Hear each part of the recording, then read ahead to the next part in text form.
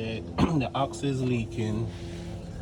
There's a lot of oil on top of the alternator, so the alternator can go bad at any time. So where that oil is coming from would be the valve cover. The valve cover is leaking, as you can see right there. And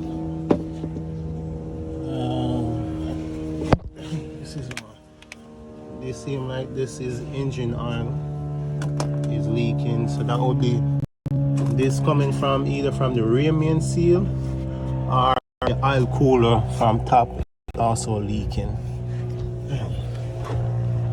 And that's what the radiator right there busted. As I said, on the water pump there's few of the marks on the water pump, as I can see. Oh, on the other side, opposite. On the rack and